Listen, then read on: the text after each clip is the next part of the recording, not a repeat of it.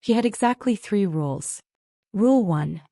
Never need anything from anyone you cannot replace with a grocery run and a YouTube tutorial. Rule 2. Keep the apartment clean, keep the schedule tight, keep the feelings where they belonged, which was inside, compressed, managed, and invisible. Rule 3. Do not, under any circumstances, let anyone close enough to see the cracks. Jenna Park had built these rules out of necessity. Out of 2 years of watching someone she had trusted completely take everything apart, piece by piece, quietly, smiling the whole time, and leave her standing in the rubble of a life that used to make sense. She had been 28 when her marriage ended. She was 32 now. 4 years of rebuilding. 4 years of learning to be a mother to 2 boys alone. 4 years of making the numbers work when they shouldn't, of calling the pediatrician at midnight and pretending she wasn't scared, of sitting in the school pickup line in her work clothes because she hadn't had time to change, of eating the boys' leftover dinner standing at the kitchen counter because sitting down felt like a luxury she hadn't earned yet. 4 years of being fine. She was very, very good at being fine. Her name was Jenna Park. She was Korean American, 32 years old, 5 feet 4 inches of controlled competence and quiet precision. She had dark eyes that assessed situations before she allowed herself to feel them. She had her mother's jaw, stubborn, set, the kind that did not move once it had made a decision. She had 2 sons. Noah was 7, serious and methodical, the kind of child who organized his bookshelf by genre and then by author last name and then, on one memorable Saturday, by the emotional intensity of the content. She had let him. It seemed reasonable. Kai was 5 and Kai was the opposite of organized. Kai was noise and motion and absolute conviction. He had decided at age 4 that he was going to be either a race car driver or a professional snack taster, and he had not yet narrowed it down. Her ex-husband's name was Brandon. He did not think about Brandon very often. When she did, it was not with the sharp, breathless pain of early grief. It was with the dull, heavy recognition of a woman who had finally understood too late that the man she married had never quite been who he said he was. Brandon had been charming. He had been attentive. He had been exactly what you wanted standing next to you at a family dinner or a work event. Articulate, warm, easy. What he had been less good at was being honest. What he had been least good at was being faithful. She found out on a Tuesday, which seemed on brand for the kinds of things that end your life as you know it. She left on a Thursday.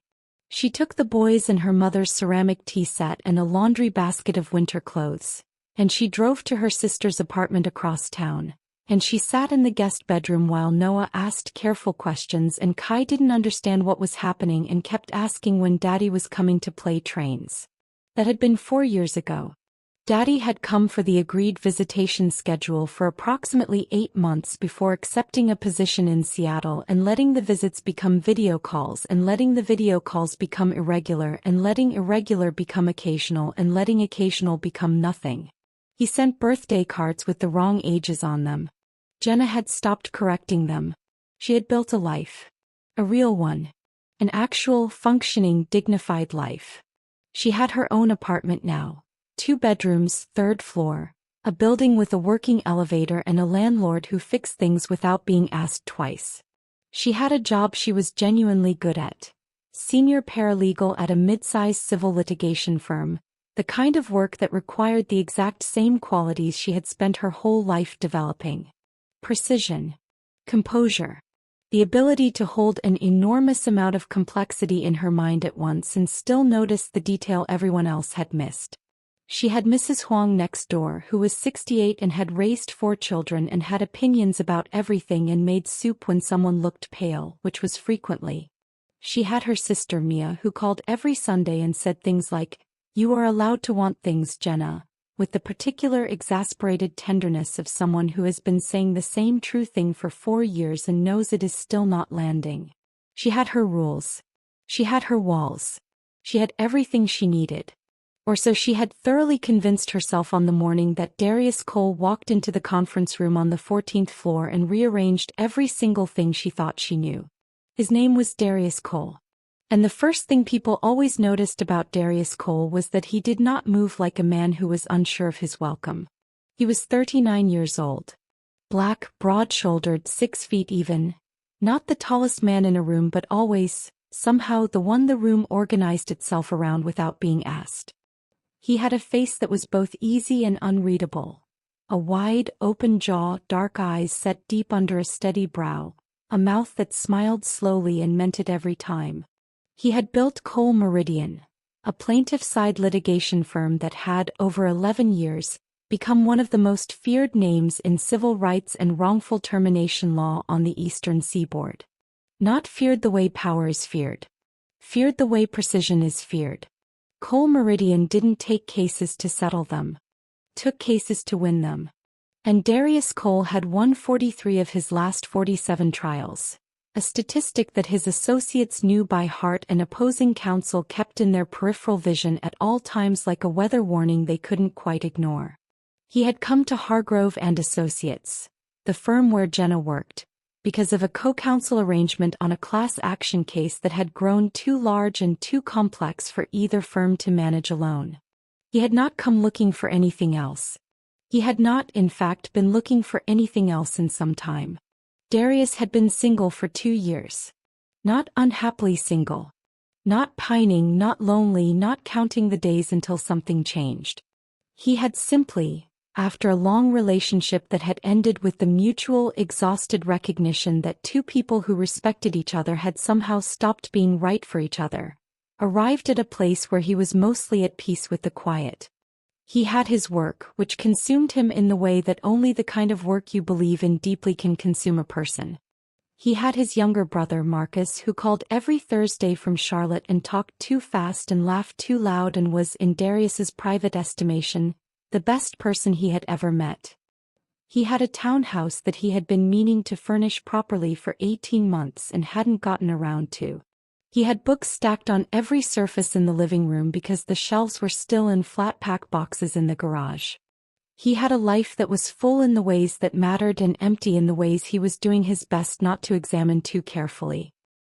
The first time he saw Jenna Park, she was standing in the Hargrove conference room with her back to the door, writing case reference numbers on a whiteboard in a handwriting so precise it looked typeset.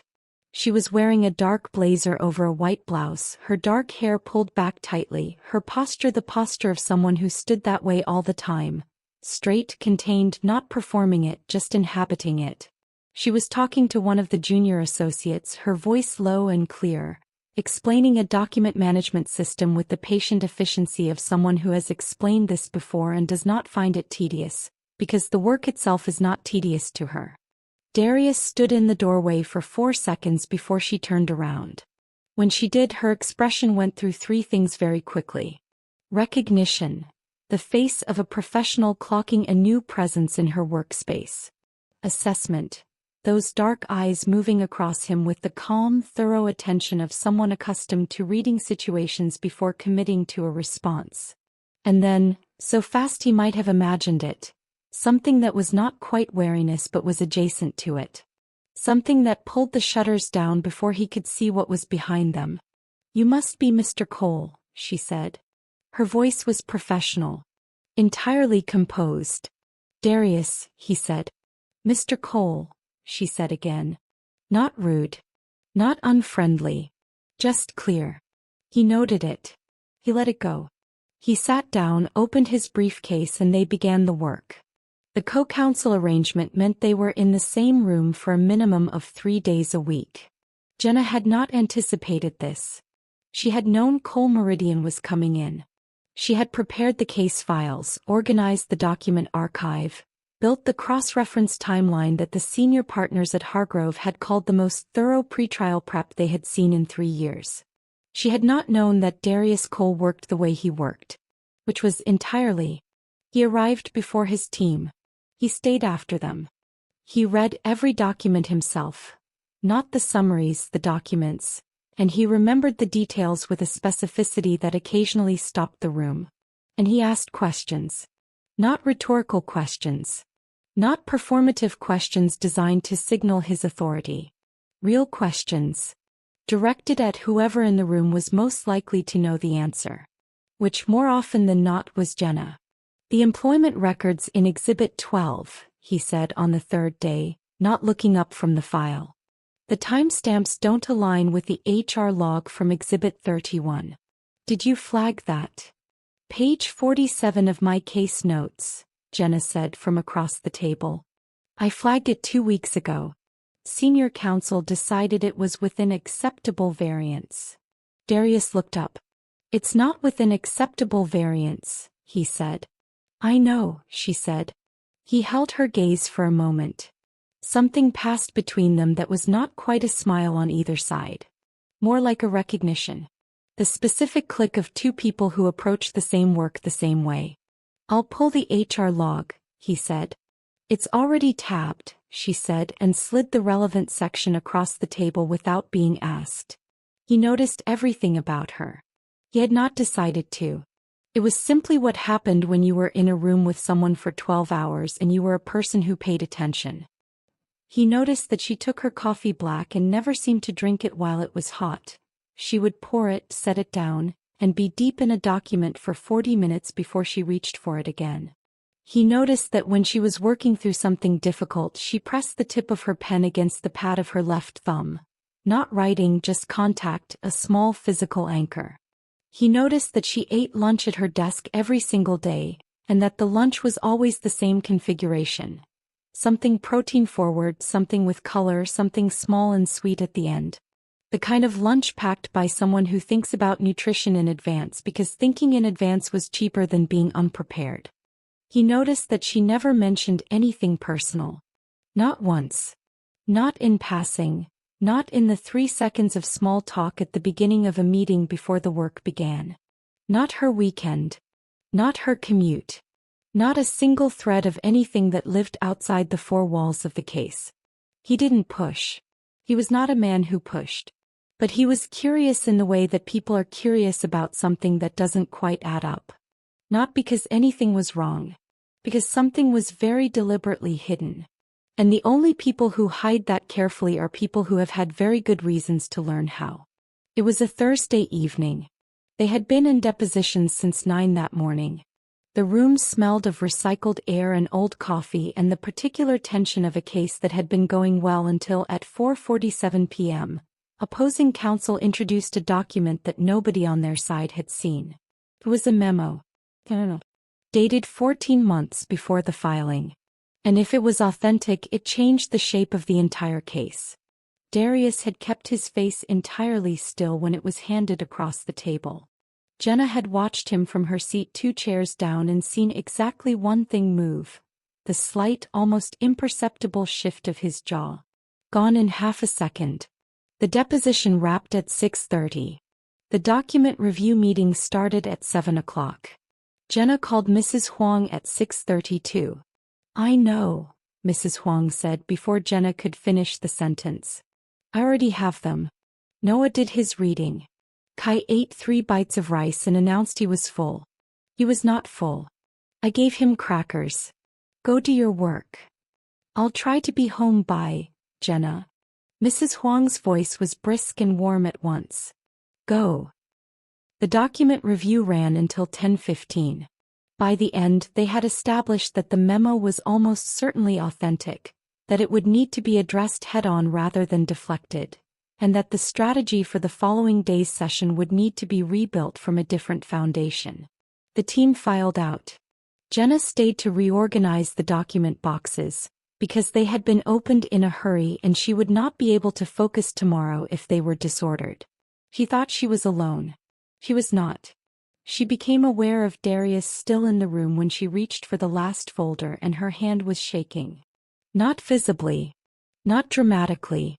Just not steady.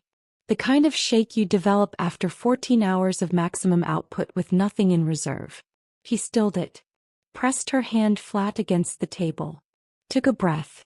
"When did you last eat something?" Darius said from the far end of the room. She turned. He was leaning against the wall, jacket off, sleeves rolled, looking at her with the same settled, unhurried attention he brought to every case document. "I ate lunch," she said. "At 12:30, he said. It's now 10:20. I'm fine. You've said that approximately 9 times today, he said, pushing off the wall. I've been counting. She stared at him. She stopped. There's a diner 2 blocks down, he said. They serve breakfast at all hours. You should eat something before you drive home. I know you don't need it, he said. Not impatient. Not pushing. Just factual. I'm asking anyway. She looked at the document box in her hands. She looked at him. She thought about the boys asleep by now, their faces slack and warm in the dark, Noah's books organized on his shelf, Kai's shoes in the wrong places as always. He thought about the drive home. 22 minutes on a clear night. Longer at this hour. She thought about how long it had been since someone had simply asked. Not needed something from her. Not required something. Just asked. 1 hour, she said. Her voice came out quieter than she intended. 1 hour, he agreed. The diner was the kind that hadn't changed since 1987 and wasn't planning to. Vinyl booths. Laminate tables. A menu that was longer than it needed to be and better than it had any right to be at 10:30 on a Thursday night. Jenna ordered eggs and toast. Darius ordered the same thing plus coffee, which she noticed and did not comment on. They talked about the case for the first 20 minutes. It was familiar ground. Safe. And then, somewhere around the point where the food arrived and the case had been sufficiently processed, the conversation did what conversations sometimes do at 10:30 at night in bright diners after long days. It became about something else. The boys are 7 and 5, she said. She had not planned to say it. She had been answering his question about commute time, whether she lived close to the office, and then she was talking about the school pickup schedule, and then she was talking about Noah and Kai, and she stopped herself mid-sentence, with the distinct internal sensation of someone who has walked out of a room they meant to stay in. Darius had not reacted to the mention of her sons the way people sometimes reacted. He had not shifted in his seat. He had not done the brief recalibration some men did when they discovered that a woman they were paying attention to came with a fuller picture. He had just said, Noah and Kai, the way you repeat names when you're committing them to memory. Noah is the organized one, she said, despite herself. He reorganized his bookshelf by emotional intensity last month. What does that mean exactly? It means Charlotte's Web is shelved between a book about ocean ecosystems and a book about the history of trains, because, in his assessment, they all make him feel things at a similar depth. Darius set his coffee down. He was smiling. A real one. The slow kind. He sounds like someone who thinks carefully, he said. He thinks constantly, Jenna said. It's wonderful and exhausting. And Kai, she said, decided last Tuesday that he was going to stop eating anything orange because he saw a nature documentary about warnings in the animal kingdom and concluded that orange things in nature are dangerous and should be avoided. Carrots, oranges, orange bell peppers. He gave me a very detailed explanation. I could not fault the logic. Darius laughed, a real full sound that she had not heard from him before. It was different from his professional register. More open. Like a room with the windows up. Jenna looked at her eggs. She felt the warmth of the laugh and the instinct to step back from it in the same half-second. Their father isn't in the picture, she said. She said it the way she always said it. Flatly, factually, with the particular crispness of a statement she had made enough times that the feeling had been sanded off the surface of it. I'm sorry, Darius said. Don't be, she said. It's better this way. It took me a long time to understand that. He said nothing, which was the right thing. He didn't fill the silence with reassurance or redirect or the various well-meaning things people said when they didn't know how to sit with the weight of something true. He just let it be there. She looked up. He was looking at her with the same steadiness he brought to everything. Not trying to read her, not performing attentiveness. Just present. You do this, she said before she could stop herself. Do what? He asked. You just She paused, searching for the word. You listen like you're actually listening. Not like you're waiting for your turn. He tilted his head slightly. Is that unusual? In my experience, she said, yes. The diner was mostly empty now. A man in a booth near the window. A server refilling the sugar dispensers with the quiet efficiency of someone who had found peace with the repetition. I should go, Jenna said. Yes, he said. He didn't say she didn't have to. He didn't make it complicated. He paid the check before she could, which she clocked, and he walked her to her car, which she also clocked, and at the door of her car he said, Drive safe, Jenna, and it was the first time he had used her first name. She drove home. She sat in the parking garage of her building for 4 minutes before going upstairs. She was not thinking about the case. The case continued for 3 more weeks.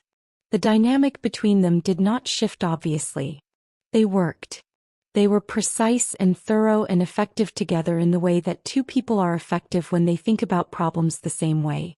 But something had changed underneath it. The diner had done something she hadn't intended it to do.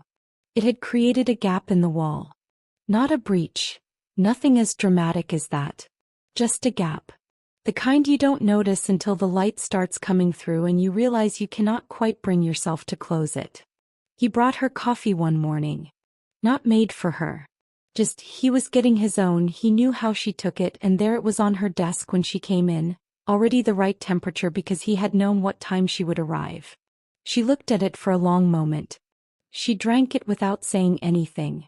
He didn't mention it. The next week, when she arrived at 7:15 to find he had already pulled and organized the documents she had planned to spend the first hour locating, she stood at the conference room door and said, You didn't have to do that. I was here anyway, he said. Not making it into anything. She sat down. They worked. It was Mia who named what was happening.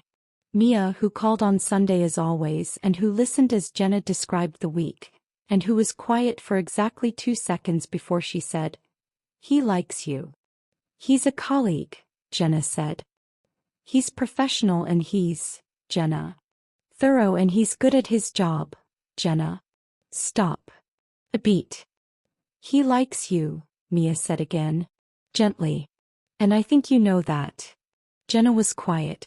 And I think, Mia continued in the careful voice she used when she was about to say something true that she knew Jenna did not want to hear, that you are about to build a very tall wall and tell yourself it's for the boys.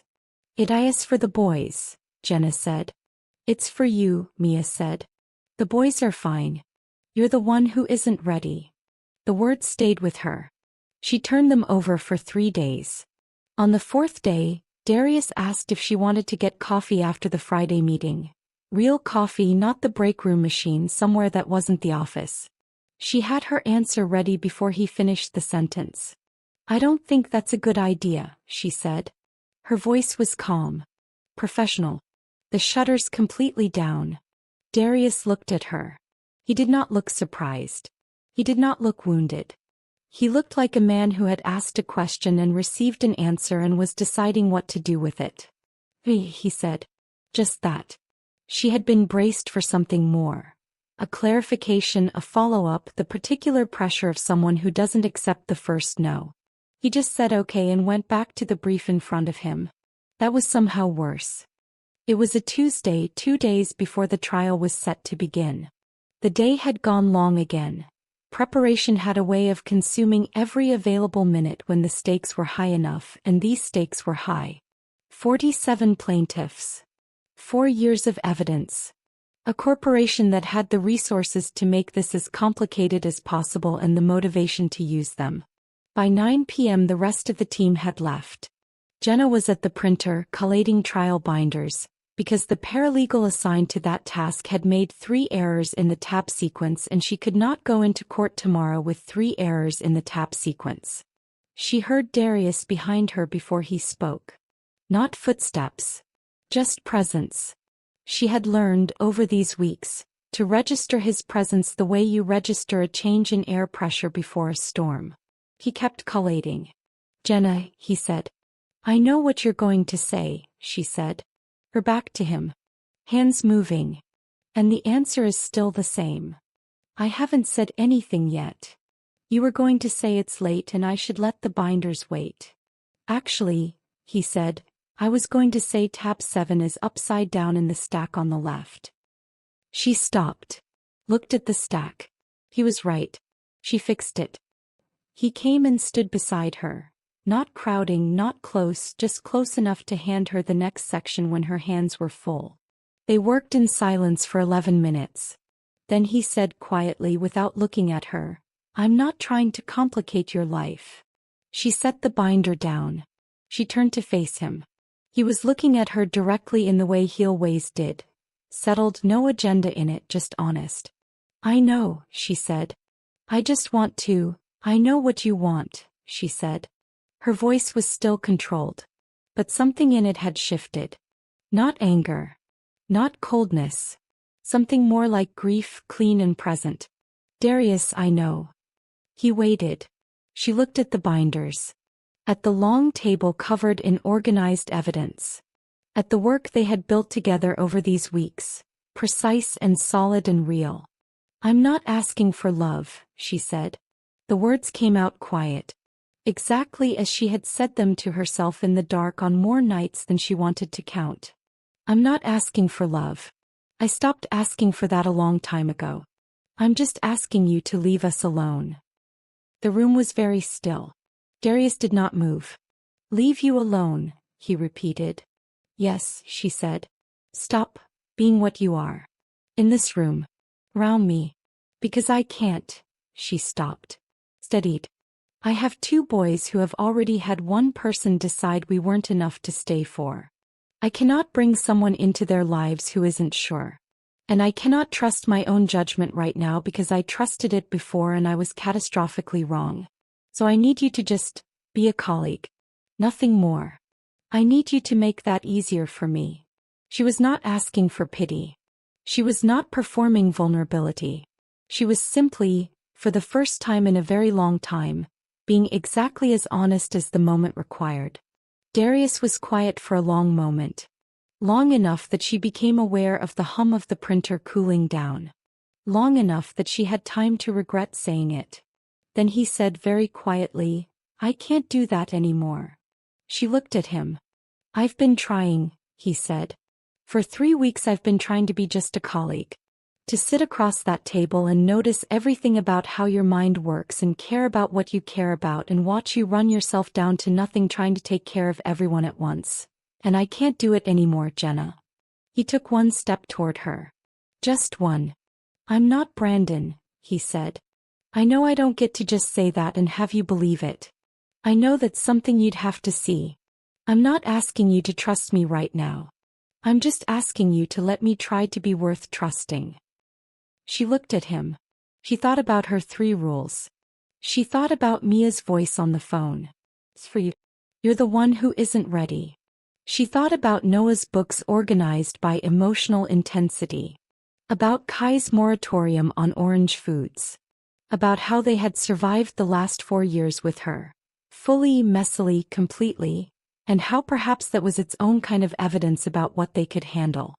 She thought about how long it had been since she had let herself want something. You don't know what you're asking, she said. I know exactly what I'm asking, he said. I'm asking for a chance. Not a guarantee. Not a promise. Just the chance to show you that not everyone leaves. She pressed her hand flat against the nearest binder. Grounding herself. The old habit. My boys come first, she said. Always. No exceptions. No negotiations. I wouldn't ask you to negotiate that, he said. And I'm slow, she said. I'm very slow. I can't move fast with this. I need time and I need space and I need you to not make me feel crowded. I can do slow, he said. I've been working on this case for 11 weeks. I'm a patient man. Something shifted in her chest. Not dramatically. Not the way it happened in stories. Quietly. A door she had been holding shut with both hands for 4 years shifting on its hinges. Just a fraction. Just enough. Finish the binders, she said. He picked up the next section. They worked in silence for another 40 minutes. But the silence was different now. The trial lasted 11 days. Jenna had worked trials before. She understood the rhythm of them, the way time compressed in a courtroom, the way each day ended and you could not fully decompress because tomorrow was already beginning to press against the back of your skull. She had not worked a trial next to Darius Cole, which was a different experience entirely. He was, in a courtroom, completely transformed. Not into someone different. Into a fuller version of the same person. The steadiness was still there. The attention. The absolute refusal to be rattled. But in a courtroom these things became something else. Became authority, became the particular gravity that made jurors lean forward and witnesses answer truthfully because being evasive in front of this man felt somehow more exhausting than being honest. He was precise without being cold. He was relentless without being cruel. And when he had a plaintiff on the stand, a 53-year-old woman named Gloria who had worked at the same company for 22 years before being let go 6 months before her pension vested, who had been told she was being restructured, and who had cried in the witness preparation meeting 3 days before because she thought nobody would believe her. Darius looked at her the same way he had looked at Jenna in the diner.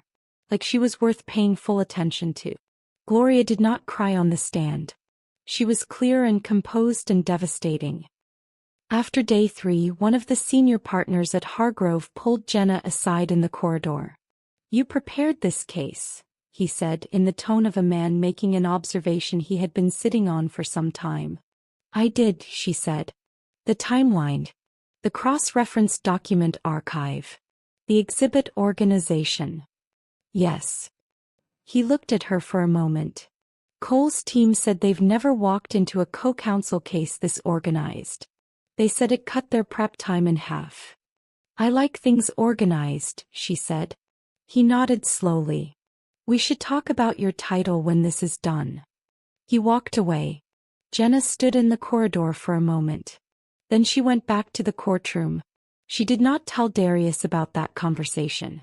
He found out anyway, through his own team somehow, the way things moved in a shared work environment, and he said nothing about it directly.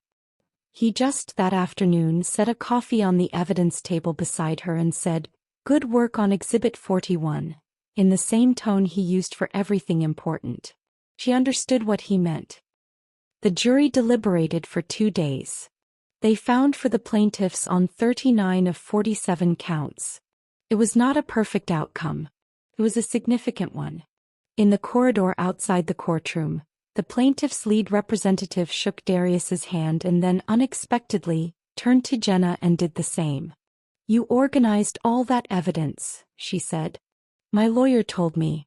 I want you to know that the reason the jury could follow the story is because you made the story followable." Jenna thanked her. She held it together in the courthouse. She held it together in the elevator. She made it to the parking structure before she had to stop walking and press her back against a concrete pillar and just breathe. He heard footsteps. She did not look up. "I'm fine," she said. "I know," Darius said. "You're always fine. You're the finest person I've ever met." The sound that came out of her was almost a laugh. Almost. She looked up.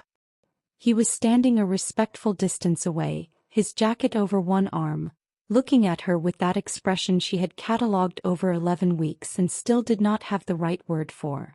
"The boys are going to hear about this when you get home," he said. "They won't understand what it means," she said. "Kai will ask if there was a car chase," he said. The laugh came fully this time. Real, sudden, dissolving something tight in her chest that had been wound there for 11 days. She pressed her hand over her mouth. He waited. When she had steadied, he said simply, "Dinner. This Saturday. You and the boys and me. Somewhere with paper tablecloths they can draw on. I want to meet the person who organized his books by emotional intensity." She looked at him. "That's a slow pace," she said. "Dinner with the boys is not." "I know what it is," he said. "I'm asking anyway." She thought about her rules. Rule 1. Rule 2. Rule 3. He thought about the walls. She thought about what it had cost to build them and whether what they were keeping out was worth what they were keeping in. Saturday, she said. He told the boys on Friday night. Not with ceremony. She had learned that ceremony with children created more anxiety than the thing itself. She told them the way she told them everything important. Plainly while they were eating, so the meal gave them something to do with their hands. Tomorrow we're having dinner with someone I work with, she said. His name is Darius. Kai looked up immediately. Is he nice? Yes, she said. Does he like racing cars? I don't know, she said. You could ask him. Kai nodded, satisfied. He returned to his rice. Noah had not looked up. He was working through his food in the methodical way he had, one thing at a time, completing each before moving to the next. Mom, he said after a moment. Yes. Is he important? Noah asked. He was still looking at his plate. Like, important to you. Not just a work person. Jenna set her fork down. She looked at her 7-year-old, who organized books by emotional intensity and who had always, from the time he could form sentences, understood more than she gave him credit for. I don't know yet, she said. Honestly. Noah thought about this.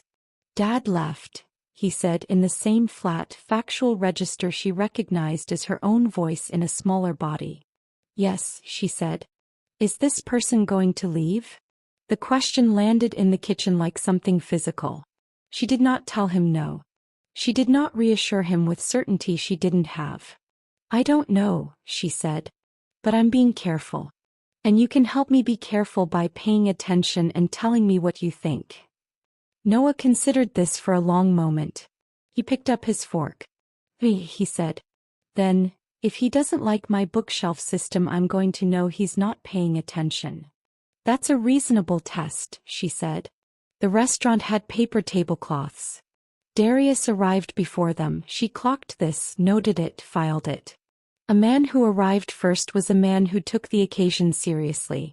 He stood when they came in, which was the kind of thing that was either entirely natural or entirely performed, and within approximately 45 seconds she had assessed that it was natural. Kai walked straight up to him. Do you like racing cars? Kai demanded. I have strong opinions about them, Darius said, crouching to eye level. What kind of cars are we talking? This was apparently the correct answer because Kai immediately began a very detailed breakdown of his top 5 racing car classifications, complete with hand gestures representing speeds. Darius listened.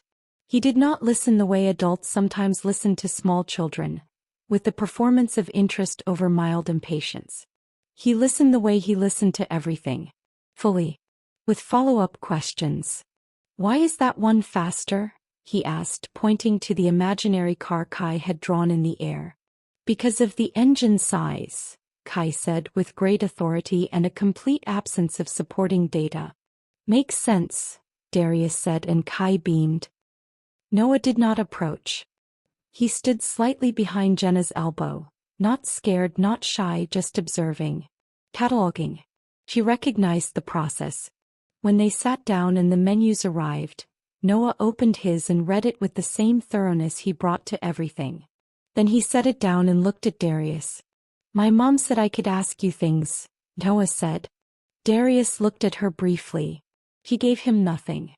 Go ahead, he said. Do you think it matters how you organize books? Darius considered the question with the seriousness it deserved. Yes, he said. I think how you organize something tells you what you think is important about it. Most people organize books by size or by author because that's the easiest system. But easy isn't always the most true. Noah stared at him. How do you organize yours? He asked. I don't yet, Darius said. They're still in boxes. I haven't figured out the right system. They're in boxes? Noah said with undisguised concern. They are, Darius said. It's been bothering me. It should bother you, Noah said. It does, Darius said. Jenna watched this exchange. She watched Darius with her older son who tested everything, who withheld approval the way she withheld trust, carefully based on evidence. She watched Noah's face move through its careful assessment phases.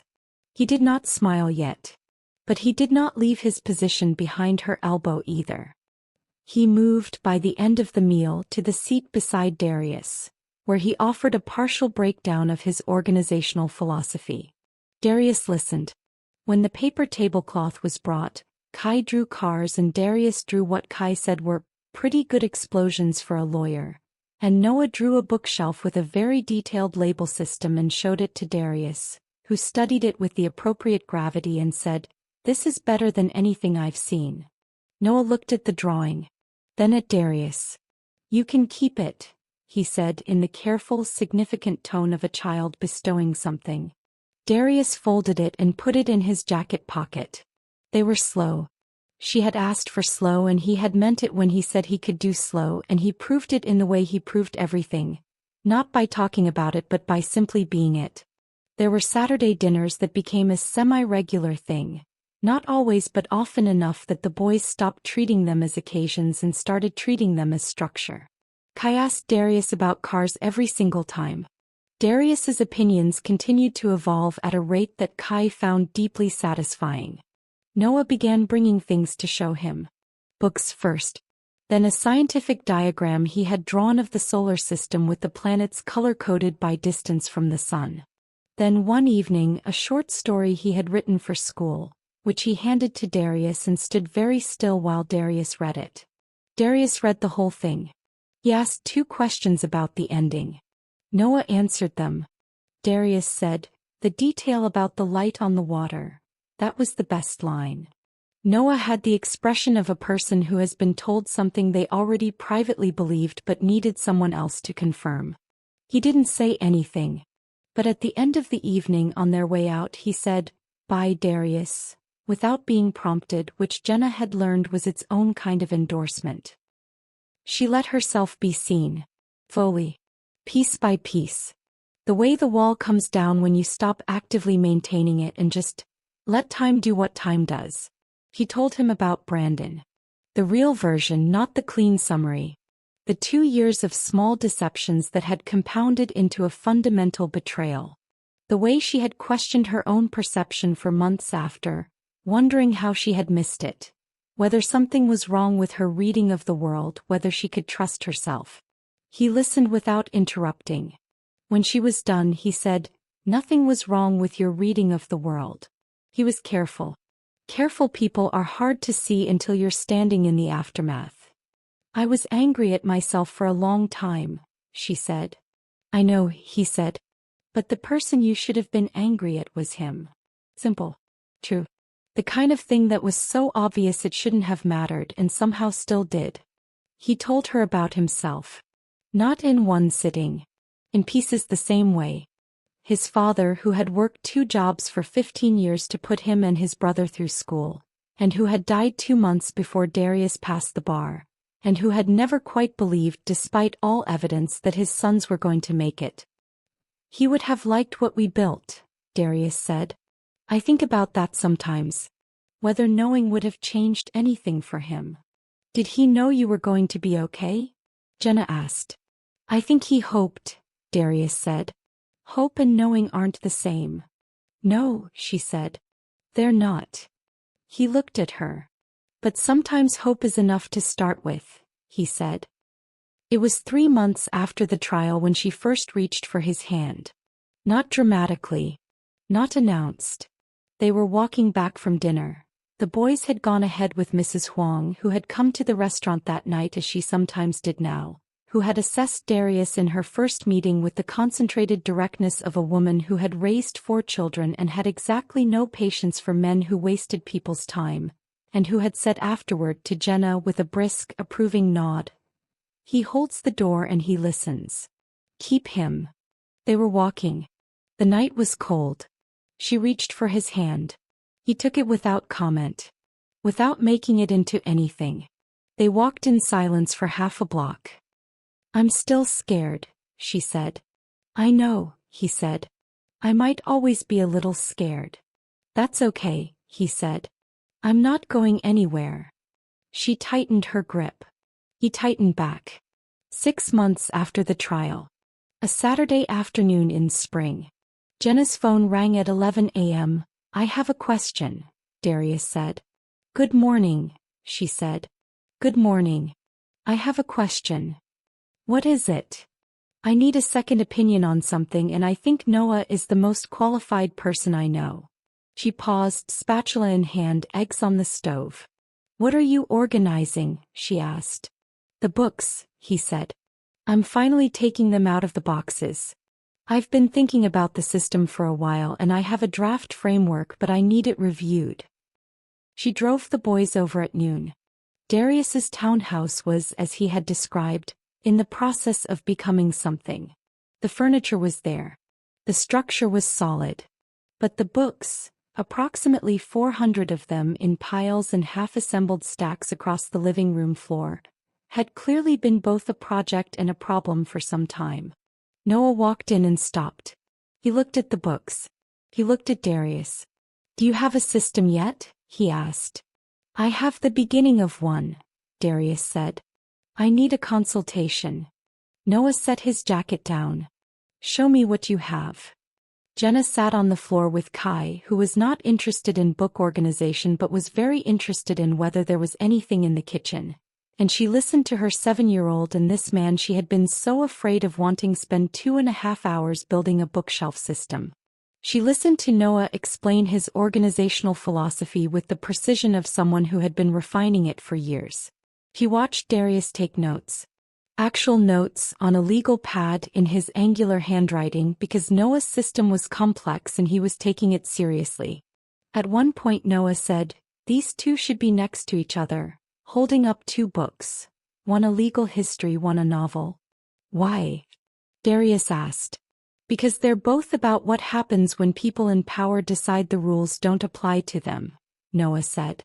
"They belong next to each other even if they don't look like they do." Darius was quiet for a moment.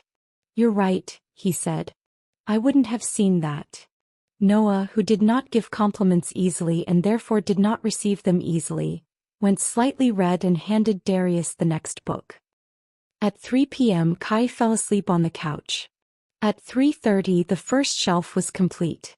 Noah stood back and examined it with his arms crossed, which was his posture of serious assessment. "It's good," he said. Coming from Noah, this was a standing ovation. Darius looked at the shelf. Then at Noah. Then at Jenna across the room. She was watching him with the expression she had stopped trying to hide. The one that meant she was letting something through. He held her gaze. "Thank you," he said. To Noah but looking at her. "You needed it," Noah said in the manner of someone stating an obvious truth and went to find a snack. Later, after the boys were in the car with the windows cracked and Kai was still mostly asleep and Noah was reading in the back seat, Jenna stood in Darius's doorway in the late afternoon light. "He approved the system," she said. "I noticed," Darius said. "That is not a small thing," she said. "I know what it is," he said. She looked at the hallway behind him. The half-finished house, the one shelf completed, the legal pad on the floor with Noah's system drafted in 2 people's handwriting. "I want to stop being scared," she said. "You don't have to stop," he said. "You just have to stop letting it make your decisions." She looked at him.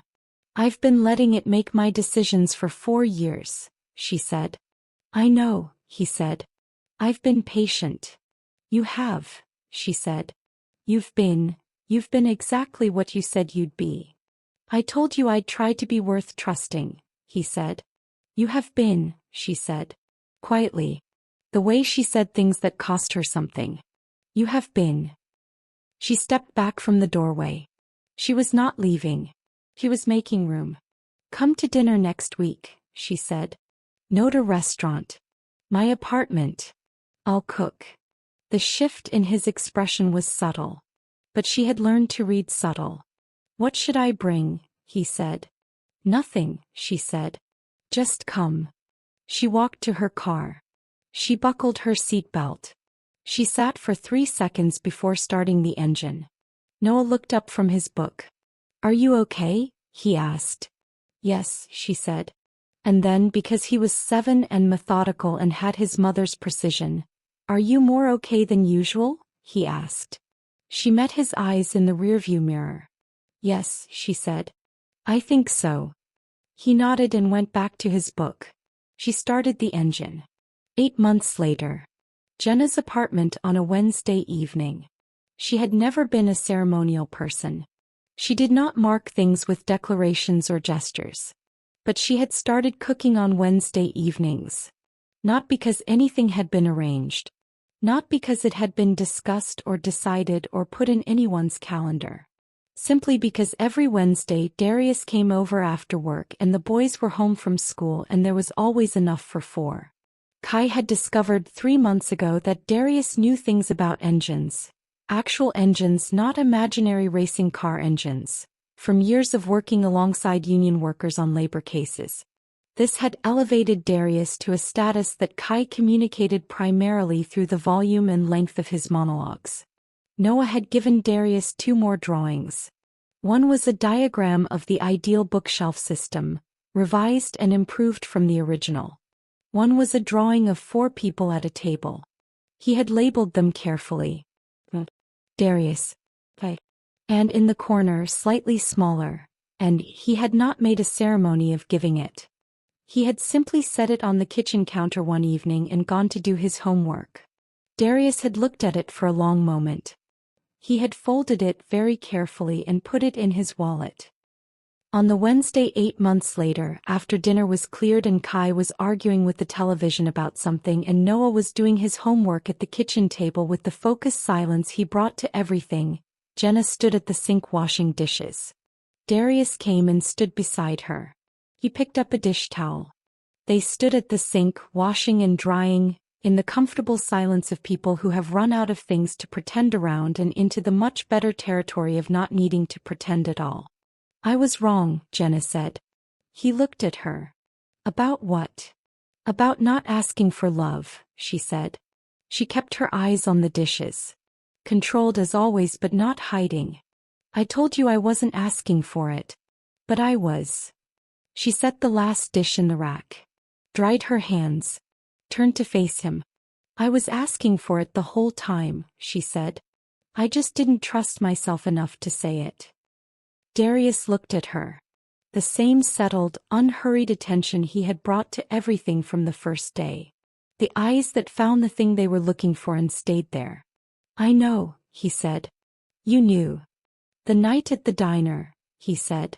You talked about Noah's books. You laughed at yourself. You ate the whole meal. He paused. You were asking. You just needed time to get there. She stared at him. You waited, she said. Yes, he said. For 8 months. I told you I was a patient man. From the living room, Kai announced something about cars that required immediate adult verification. Noah, without looking up from his homework, said, You're wrong, Kai, with absolute authority. Kai said, I am not wrong, you're wrong, Noah said in the same tone. Jenna and Darius stood at the kitchen sink in the Wednesday evening noise of it. She reached out. She took his hand. I'm asking now, she said. In case that wasn't clear. The slow smile. The one she had catalogued from the first week. The one that started at the corner and meant everything it looked like it meant. Crystal clear, he said. And in the living room, Kai lost the argument with Noah, which he handled with his customary grace. And the apartment was full of noise and Wednesday evening light and the specific warmth of a life that had been built so carefully and so painfully and so completely, and had finally at last let someone in. She said she wasn't asking for love. He was wrong. She had been asking for it the whole time. She just needed someone patient enough to wait while she found the courage to admit it. Someone who showed up. Who didn't crowd her. Who let the boys test him and passed every test without being asked to. Someone who took notes on a 7-year-old's bookshelf system because the 7-year-old mattered to someone who mattered to him.